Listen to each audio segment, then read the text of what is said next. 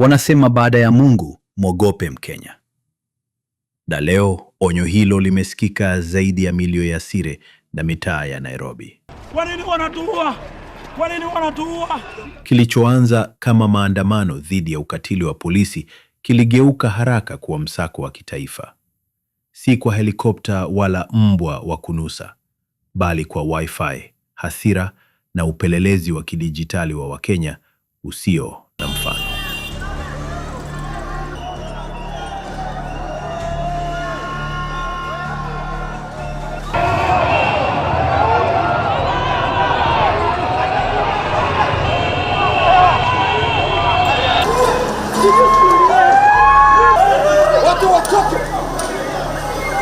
Unaona, katika taifa ambapo kukata tamaa ni sarafu na haki imekuwa uvumi, ilichukua risasi moja tu, polisi mmoja mwepesi wa bunduki na mchuuzi mmoja alianguka kuwasha moto kwa watu waliokuwa tayari wamechoka. Hapa wamekanyaga mahali pabaya. Tunajaribu kuambia Kasongo asiporekebisha hii government yake, kama iko hivi Kenya hatutakubali, kwa sababu sisi ndio majority. Kenya mzima. Angalia askari wananipoi. Wanaua watu. Angalieni, ako live. Live bullet ziko. Angalieni. Wananisomea aje? Nini mnarusha mnaua watu? Hapana, wanakuona. Wewe uko kazi yako, si ndio? Unaweza kuja kumrudishia. Na maandamano ni haki yetu. Haki yetu maandamano. Hiyo ni haki yetu. Kwa hivyo haifai. Wewe mwanaume mzako. Wewe Wakenya walipoamua kuungana na kupigania haki, hata kimya kilikimbia. Mchuuzi wa barabarani alipoteza maisha mikononi mwa afisa wa polisi mwenye kiburi kilicholingana na kufyatua risasi kwake bila kujali. Kamera zilimnasa kwa uwazi. Akijaribu kumpiga risasi mwandamanaji, akakosa. Kisha akasonga mbele pamoja na mwenzake, lakini hakulenga mwandamanaji. Alimuona mchuuzi aliyekuwa amesimama kimya, akiuza barakoa kwa waandamanaji waliotaka kujikinga dhidi ya gesi ya kutoa machozi. Kile kilichofuata si risasi ya onyo wala fujo, ilikuwa ni uamuzi wa mauaji. Polisi alizungumza, mchuuzi akageuka, labda kukimbia au kutii. Hakuweza hata kufumba macho kabla ya risasi kupigwa. Alianguka kama kimya baada ya kilio, damu ikimwaga sakafuni, hali ya kutisha kuliko sinema yoyote. Wote waliangalia tukio hilo mchana kweupe, bila uhariri, bila kutatanisha. Mtu alipigwa risasi kichwani kwa kuuza barakoa tu.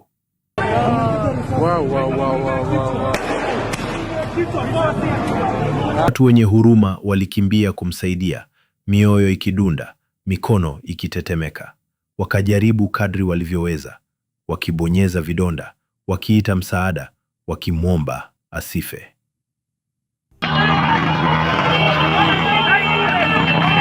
Mchuuzi mwingine alilia akisimulia jinsi polisi walivyowavamia kama wahalifu. Aliyedhani balaklava ingemficha hakumjua Mkenya.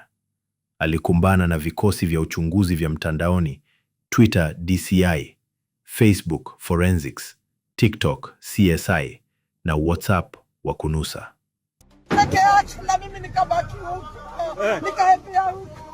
Sasa ndio nimeona hawana askari akakuja, akamdush. Mimi nikaona tu mtu ameanguka chini. wameanguka wameenda na yeye Wakati wanasiasa walikuwa bado wanaandika rambirambi zao na huduma ya polisi ikiandaa uchunguzi, Wakenya walikuwa tayari wameshaanza msako wao mtandaoni. Wakenya hawakuwa tu wakiomboleza kifo. At some point it will be their turn for them to be attacked by the police and brutalized. And we are saying before that happens. Kenya hawakuwa tu wakiomboleza kifo cha Albert Ojwang, kijana aliyefariki mikononi mwa polisi. Tayari walikuwa wamechoka. Hivyo mauaji mengine tena mchana kweupe yalikuwa kama kibao usoni. Uchunguzi upaanza na vitu vidogo, bangili mkononi, moja ya rangi ya Jamaica, nyingine ya Kenya, kisha wakazingatia bunduki. Alibeba Stoga P3000, bunduki ya kuwinda wanyama pori, si waandamanaji. Kofia ya kijani ya msituni, viatu vya kahawia, tofauti kabisa na wenzake. Wakenya wakaanza kuchambua kila video, kila picha, kila frame kama maabara ya forensics ya mtandaoni. Na jioni haikufika kabla jina lake kujulikana. Oh my God. Bunduki ile ile, viatu vile vile, na hata mitindo ya kusimama ya kujionyesha. Akaunti ya Bantariza KE kwenye TikTok ililingana kikamilifu na mhusika. Hakukuwa na bahati mbaya hapa. Ilikuwa ni uthibitisho wa wazi. Je, huyu ndiye mtu aliyepiga risasi? Kwa Wakenya jibu lilikuwa tayari, ndiyo, sio makosa ya uhambuzi. Mfuatano wa vidokezo vya mtandaoni ulikuwa wazi mno. Hatimaye polisi wakatoa taarifa. Polisi mmoja amekamatwa kuhusiana na tukio hilo, atapanda kizimbani. Haki ilikuwa imeanza kuzunguka polepole kama kawaida, lakini ilikuwa inaenda. Mama yangu mama, nimekumisi toka mwaka jana.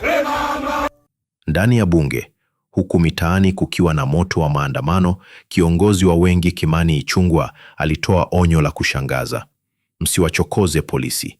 Kauli ya kushangaza baada ya mauaji ya mchuuzi asiye na hatia. Mzungumzaji 7: niliona mtu akiwa na panga mbele ya afisa wa polisi mwenye bunduki kule Nakuru.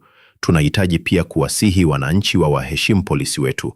Tukiondoa polisi barabarani, nchi hii itatawaliwa na ghasia.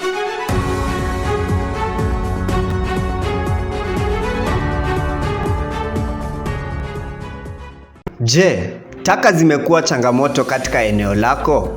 Kifagio Garbage Collectors ndio suluhisho unalohitaji. Tumejitolea kuhakikisha mazingira yako yanabaki safi na salama. Kwa nini utuchague? Timu yetu imebobea kwa ukusanyaji na utunzaji wa taka kwa njia rafiki kwa mazingira. Tunatoa suluhisho linalolingana na mahitaji yako, iwe ni nyumbani, kazini au kwenye taasisi. Tunatoa huduma zifuatazo: usafi wa kila wiki na mara moja kwa mwezi, usafirishaji wa taka kubwa bulk waste, taka zinazoweza kurejelewa, ulinzi wa mazingira kwa kila hatua tunayochukua. Tupigie leo na ujiunge na familia ya mazingira safi. Nambari yetu ya simu ni 0798 558 240, 0721 708 850. Kifagio Garbage Collectors, tukusafishie taka, tukuwekee tabasamu.